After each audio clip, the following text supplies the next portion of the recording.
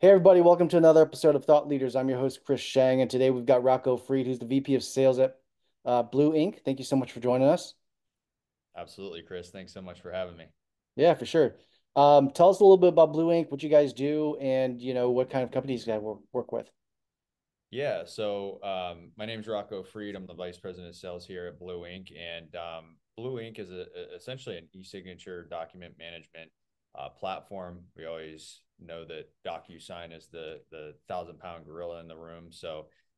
We are the number one alternative to DocuSign and really line up with them apples to apples. But we're about 30 to 50% less expensive. And with our cost savings, it's kind of landed us into the government and education sector. So really focused on SLED. And we also service other industries as well, like staffing and healthcare and banking. And, really everybody can utilize an e-signature tool. So we do offer and supply our product to various industries, but education and government really being the big target. Got it. Very cool. Um, yeah, before we kind of dive into that space, we'd love to kind of get an understanding around how you ended up in sales and marketing in the first place. It seems like you had gotten into Blue Ink right out of high school or college, but I'm not sure. So tell me a little bit about what that looks like and how did you get into sales in the first and then in the very beginning? Yeah, absolutely. I graduated high school in 2014, and my intentions were to go to university and study business. 7 days before I was supposed to move into my dorm, I ended up calling the school and telling them I wasn't coming. School was never really my thing in high school. It was always something I couldn't really couldn't apply myself to for one reason or another. But when I graduated high school, I actually started just working out in the field. I did a little bit of construction, did some other things to just, stay busy. I still acted like I was a college student. I was still going to all my friends' colleges after high school and enjoying my youth. But after that, I grew up in Pennsylvania, and that's where I graduated high school at. And at 21, I believe I packed up my suitcase and moved to Scottsdale, Arizona with nothing but a 75-pound suitcase and a few bucks, and ended up being the greatest decision I ever made. I've been there for 7 years. And over the course of time, well, actually, when I made that decision to move, I decided that I was going to like pick a career path to go down, and that ended up being sales and marketing. And so when I got to Scottsdale, I started down that path, and that road brought me to Blue Ink. Got it. I mean, the journey is the colorful part of, I think, like everybody's kind of story here. So you first of all, why Scottsdale? Yeah, that's a great question. So it's kind of a random place for somebody that's coming from an Amish town in Pennsylvania. My intentions were to go to Florida at the time, but I ended up going out to Vegas for when I was 21 at the time. So I was 21 when I moved, and I went out to Vegas, and I was like, wow, I love it out here. Like the weather, it was just I like the not necessarily crazy about Vegas, but I just like the West Coast. And I had a friend that lived in Scottsdale and was actually going to ASU, and they were like, come and stay with me for a couple of days or a couple of weeks, see if you like it. If you do, great. If you don't, then head back home. And so I took advantage of it. I'm not sure if they thought that I actually would or not, but I booked a flight, and 2 months later I took my 75-pound suitcase and ended up finding a job within a few days in sales and marketing, and flew back a week after I got there, was home for 5 hours, got in my car and drove 36 hours straight back to Arizona, and the rest is history. Got it. Got it. What was that first job that you ended up getting your feet wet in kind of like that marketing sales world? Yeah, so I was doing face-to-face sales, and Yep. it was with DirecTV, and we Okay. were essentially were in Costco's, and I just needed something to get Yep. my feet wet. And I'm like, if I can convince somebody to put a satellite on their house to get TV in today's day and age, I'm not gonna necessarily enjoy it much, but if I can do it, I can sell anything. So I went and did it, tested myself, and just really learned a lot about myself. And it actually became a big advocate of people if they're not sure what they want to do when they graduate high school.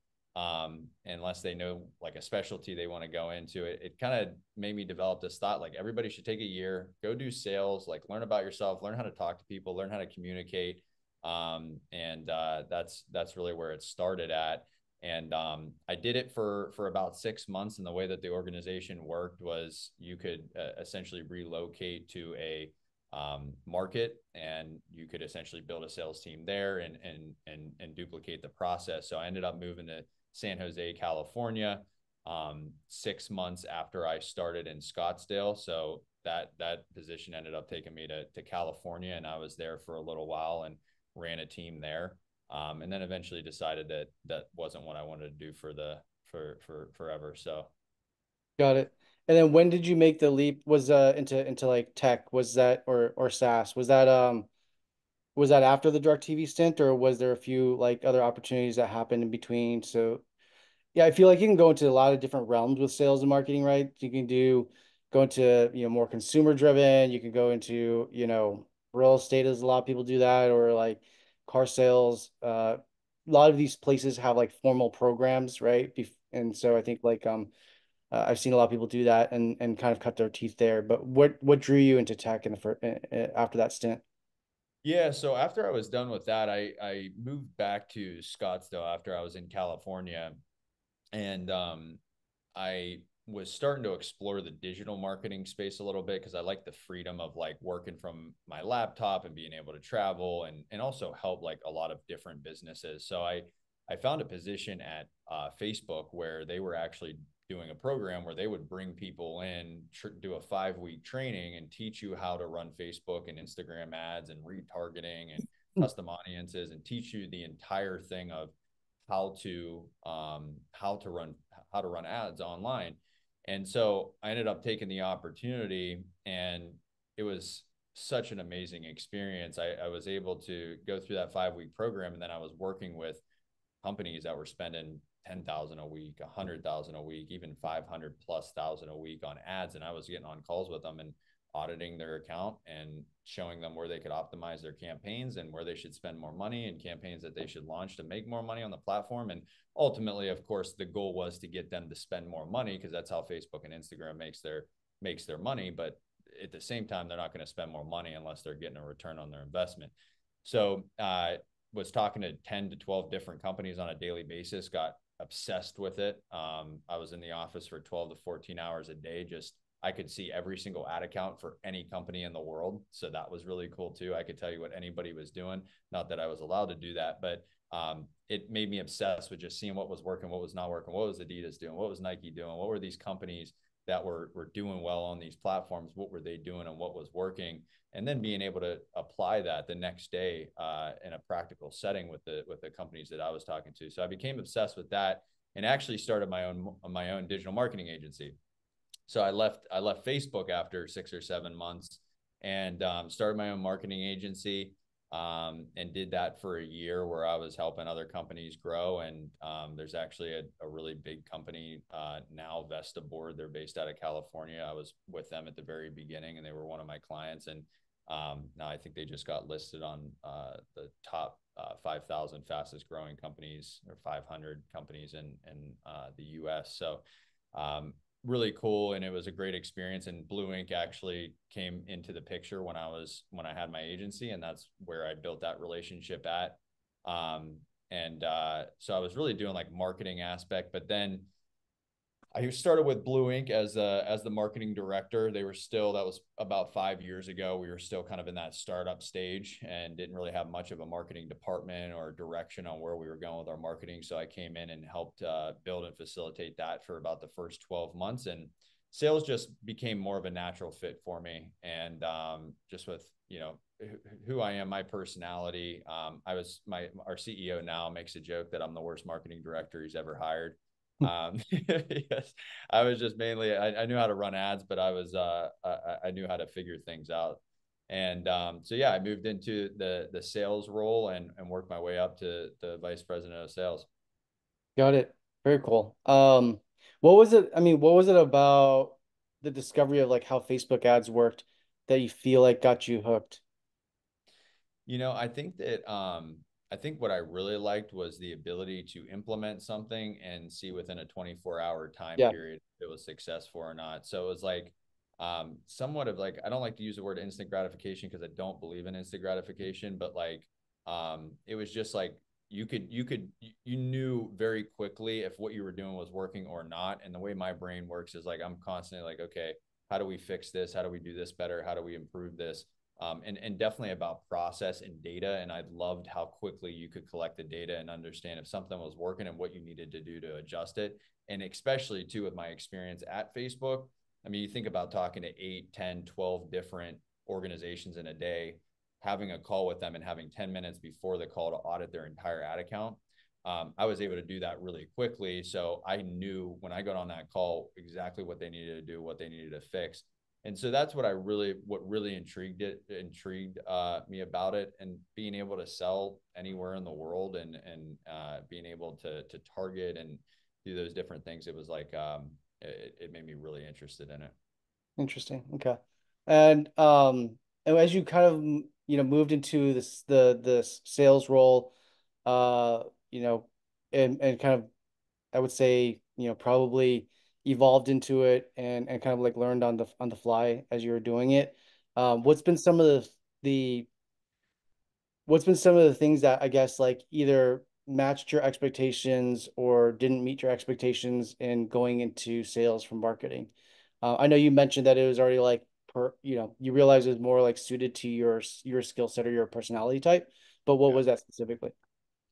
Yeah, I think that I like to talk to people, and I like to engage with people. And the thing that was driving me crazy about the whole marketing stint was that I was stuck behind a computer, and I was pretty much just playing with the interface all day long, Mm, and I wasn't really engaging with the customer. I wasn't really learning about their problems. I wasn't understanding, what the company could be doing better to serve their customers, or what they really liked, what the competitive. So all of that stuff, I was kind of, I was behind a wall with, and I think that's the one thing that I didn't enjoy about it. And I also my perspective kind of shifted because as I was helping all these other companies grow, I'm like a small piece in this puzzle. I know I'm like contributing, but I'm a small piece in the puzzle, and the company is going to go off and do their thing, and I'm going to just always kind of be detached from it, because I'm just acting as a consultant or whatever. And so I really was like, I want to go into an organization, have a big impact, and be part of that growth, and part of that journey. And so when Blue Ink presented me with the opportunity, I was like, absolutely, like I'm on board. Let's do this.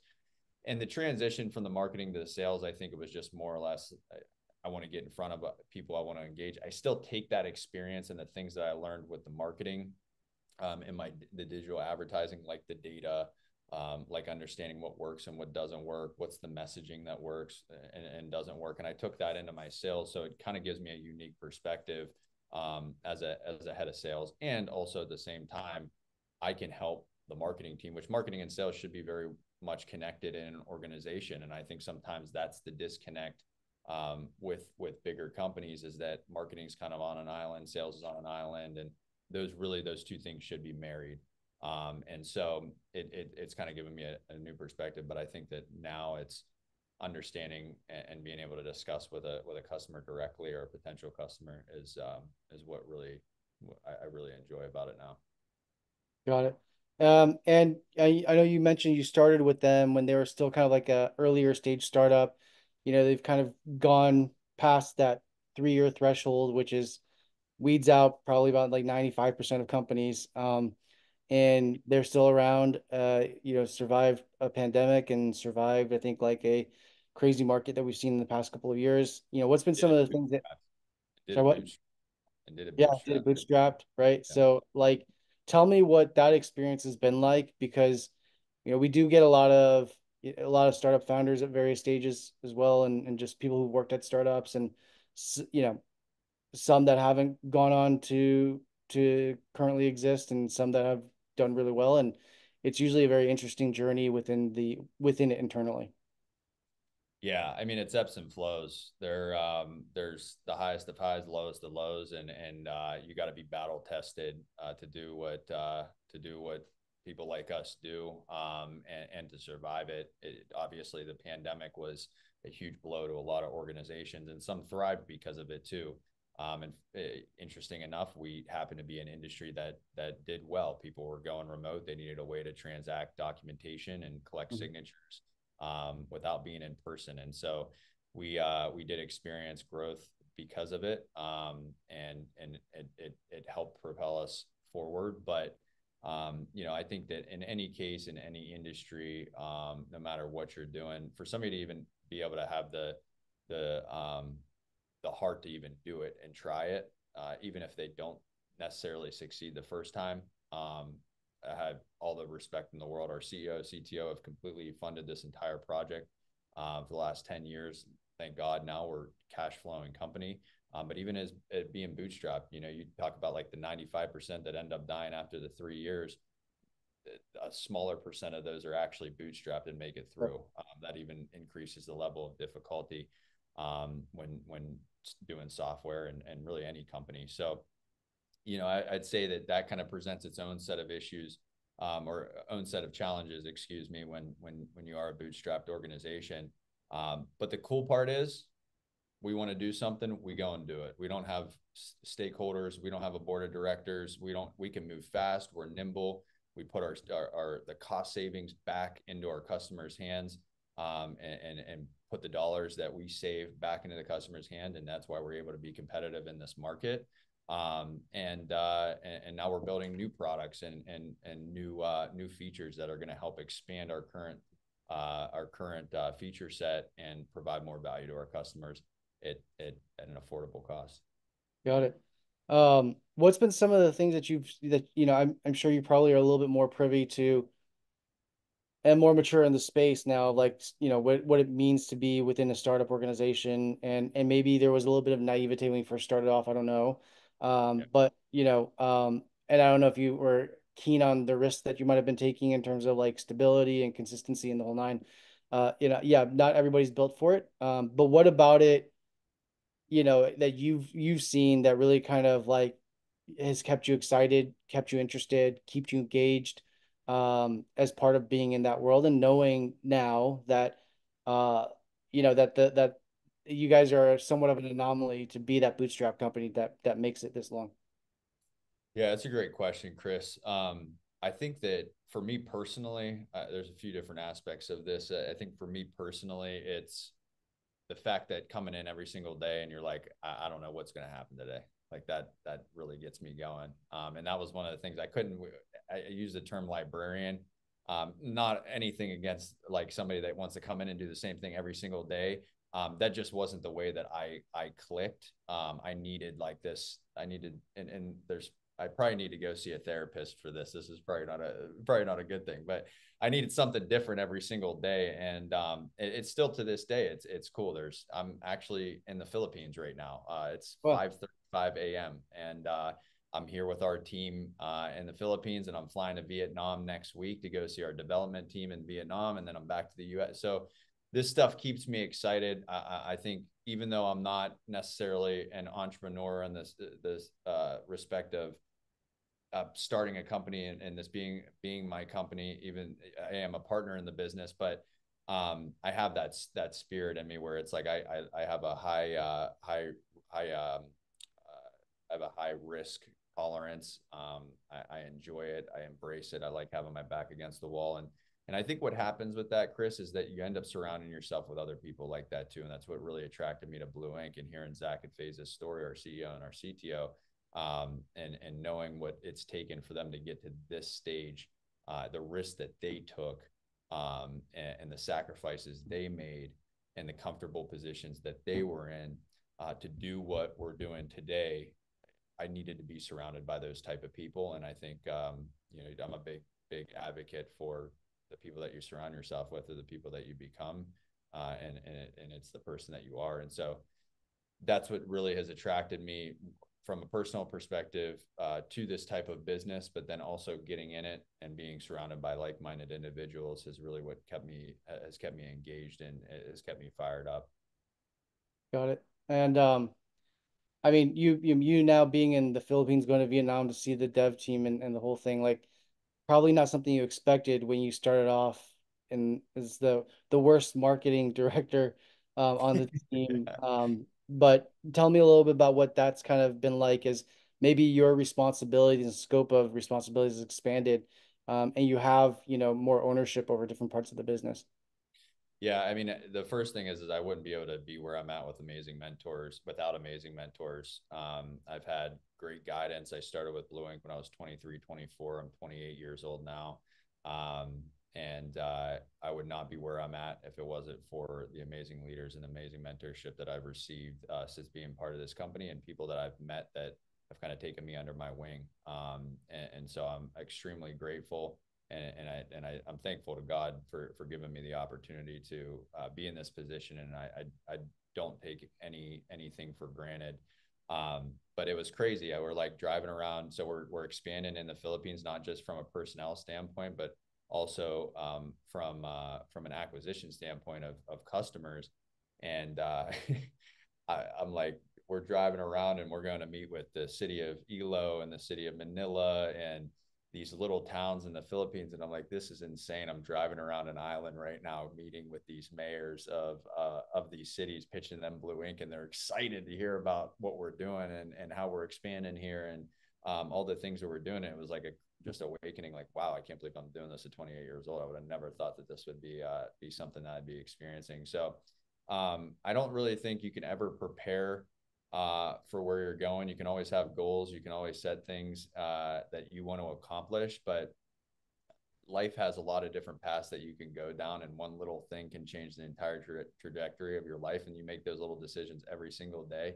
And so, yeah, I never imagined that I would be here. Do I know where we're going to go and what we're going to accomplish? Absolutely, which is exciting. But how we're going to get there, that's what makes the journey the best part.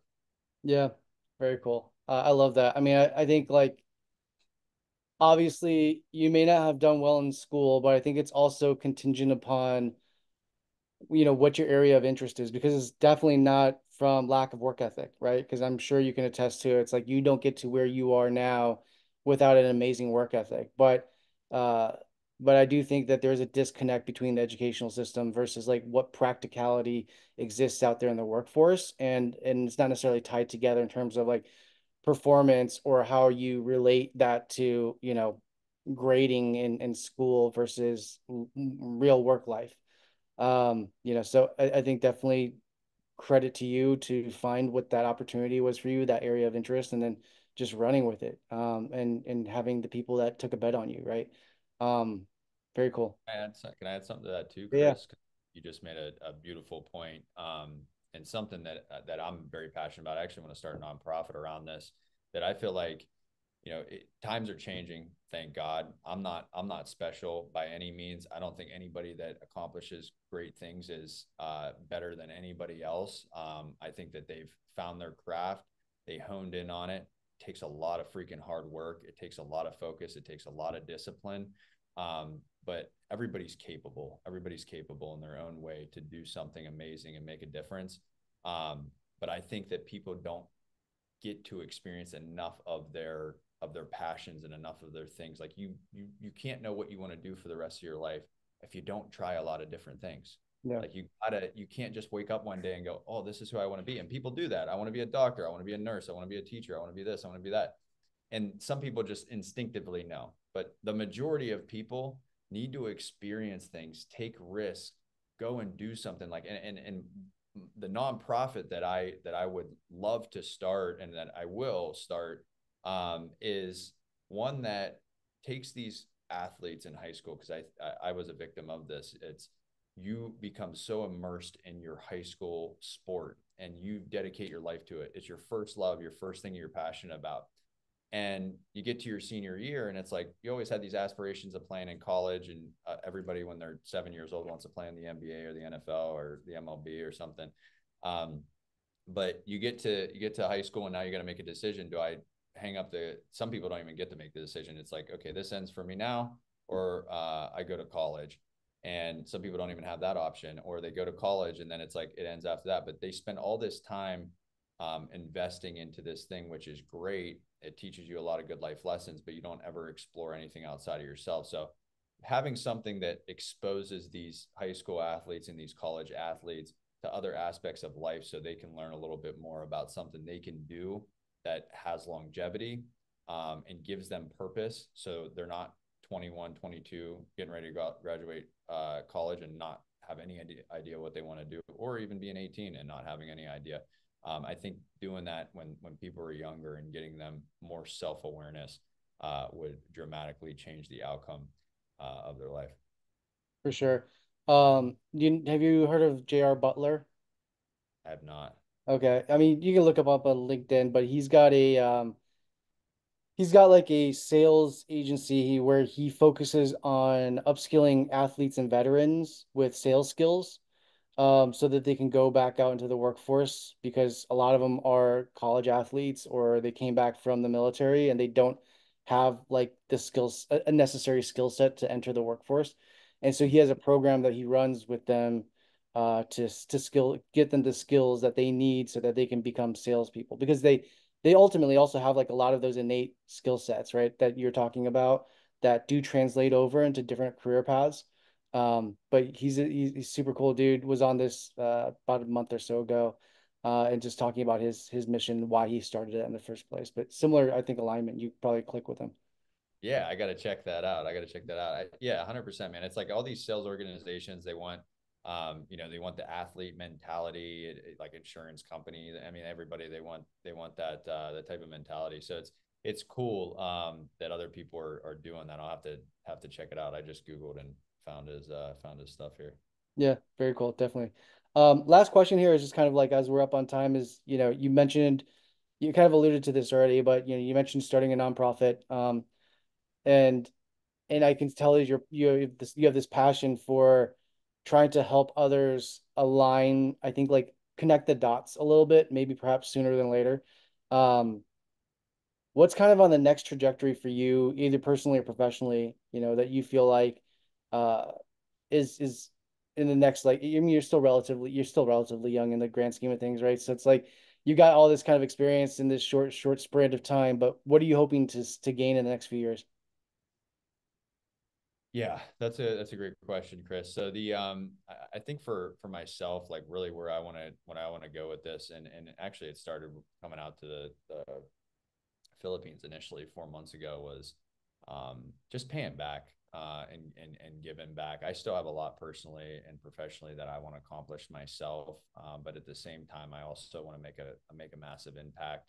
And eventually, my goal is to become the CEO of Blue Ink and turn this into an enterprise with multiple different products and applications and business solutions. And we're kind of already starting down that path. That's ultimately my goal, from a personal perspective. But what I'd like to do is really just help make a difference, not in just the U.S. but all over the world. And I think that's one thing that I've really gotten, that's really given me more of a purpose with what I do, is seeing how we can come to the Philippines and we can hire 30 people and we can pay them a fair wage, not what some of these other BPOs and organizations are doing here, where they're just squeezing them. You can pay them a fair wage. You can take care of their health insurance, and it goes such a long way. I mean, you're talking about taking care of families and sending uh, brothers and sisters to college, and helping them purchase their first vehicle, taking them for the first time to a steak dinner, and just really making a difference in these people's lives. And it's a goal for me to be an international company where we set up these pods of teams, and we not only change their life, but we change the way that business is done with inside of those countries. And so we got a big purpose here. We got a big goal. We got a big dreams. But ultimately, at the end of the day, I think making an impact is and changing people's lives, and doing it something for bigger than yourself is really what I would like to see for myself and for the leaders in this company. Very cool. On that note, I want to say thank you so much for taking the time today. It was great to just get to know your story, what you guys are doing at Blue Ink, but more importantly, your journey through it and with the founders as well. So thank you. Thanks, Chris. Really appreciate the opportunity, man. I hope you have a great rest of your day. Same to you. Yes, sir.